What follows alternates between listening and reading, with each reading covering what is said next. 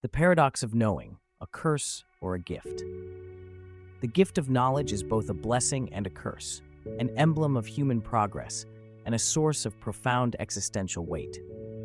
From the moment we began to think, to question, to seek meaning in the chaos of existence, we became both liberated and burdened by what we discovered.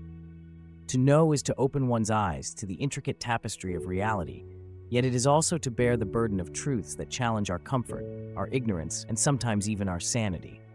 Consider the myth of Prometheus, who defied the gods to bring fire, a symbol of knowledge and enlightenment, to humanity. His gift empowered civilization, but at a cost. For Prometheus, eternal suffering. For humanity, the responsibility that comes with power. Knowledge, it seems, does not come freely. This is the paradox. To be enlightened is to be bound to an unending cycle of questions, realizations, and consequences. Can we ever escape this weight? Friedrich Nietzsche offers us a chilling warning. If you gaze long enough into the abyss will gaze back into you. What is this abyss, if not the void that knowledge reveals, the vast, indifferent universe that cares nothing for our existence?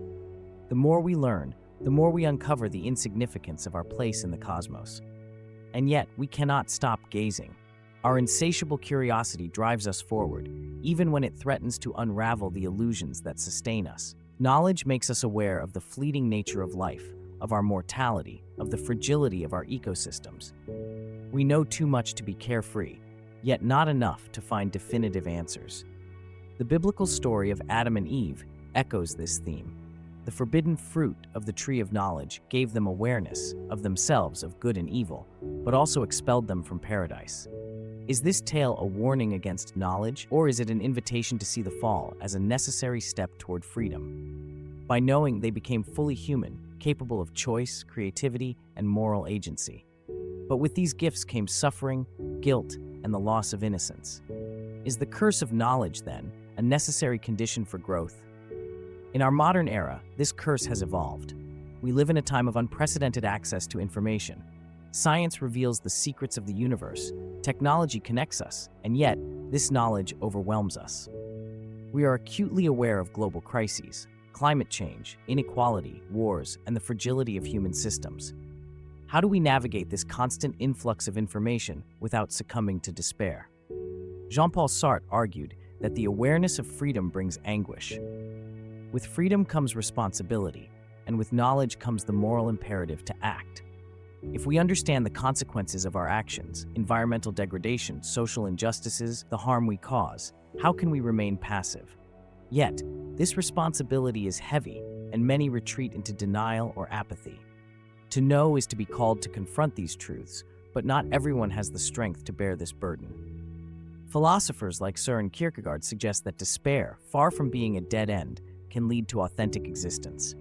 To confront the weight of knowledge is to strip away illusions, to see life as it truly is, and to find meaning not in simplistic answers, but in the ongoing search.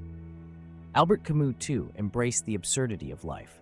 For him, the realization that life has no inherent meaning is not a cause for despair, but an invitation to live fully. We must imagine Sisyphus happy, Camus wrote, finding joy in the struggle itself, even if the summit is never reached. Perhaps this is the lesson. The curse of knowledge is not in the knowledge itself, but in our inability to reconcile it with our desire for certainty. We long for simple truths, for comfort, yet the world is complex, chaotic, and indifferent. If we can accept this complexity, we might transform the curse into a gift. To know is to see the world as it is, not as we wish it to be. And in this, there is beauty. So, how do we live with the curse of knowledge? Do we retreat into ignorance, shielding ourselves from the truths that disturb us? Or do we confront them, accepting the weight of understanding as part of the human journey? Can we find purpose in the search, even if the answers elude us? In the end, the curse of knowledge is deeply tied to our humanity. It is our ability to question, to learn, to grow, that defines us. And yet, it is this same ability that burdens us with the awareness of our limitations. What do we do with this knowledge? How do we carry it?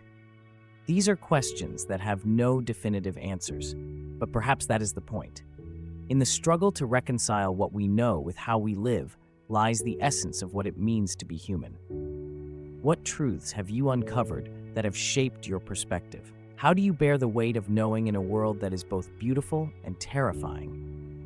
And if the curse of knowledge cannot be undone, can it also be the source of our greatest strength? If you're not subscribing to the Yusufi channel, you're probably never going to see us again. But if you are, then congratulations.